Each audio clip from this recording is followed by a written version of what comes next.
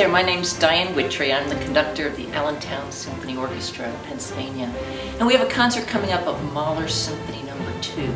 And this is one of my favorite works, and it's a huge orchestra, so I really hope you can come out to hear the concert.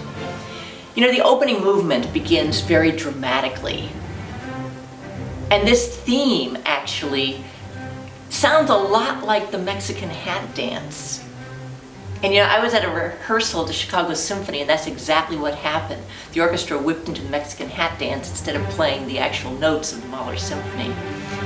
You know, when Mahler wrote this, he was only 28 years old. And the first movement was written as a funeral march, and it was actually killing off the hero from his first symphony. And he wrote it as a piece that was going to just stand alone, and then later on he decided to add the other movements, and he finally landed up, the second symphony has 5 movements.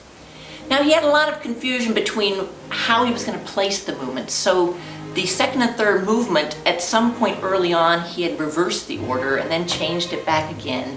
But right now, when we do the second one, we do the slower, more beautiful one that sounds like this. And that's then followed by the third movement, which is actually based upon a song from a piece he wrote earlier from Das Knaben Wunderhort.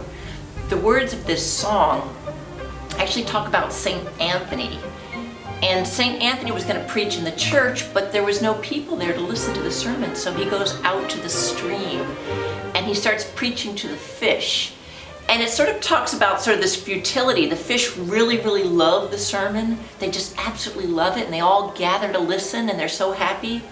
But then at the end of the sermon, they go back, and it hasn't changed them at all. They continue to do exactly what they've done as fish before that. So it's a really fun movement. The fourth movement is the mezzo-soprano solo. And this is the turning point in the symphony where we begin to understand why the name The Resurrection Symphony has been put on this piece.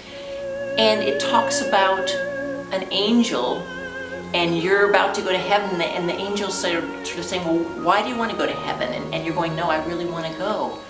And then followed by the final movement, which is very, very dramatic and involves some off-stage playing. So there'll be brass and timpani and players from a distance. But the end of the piece is just glorious.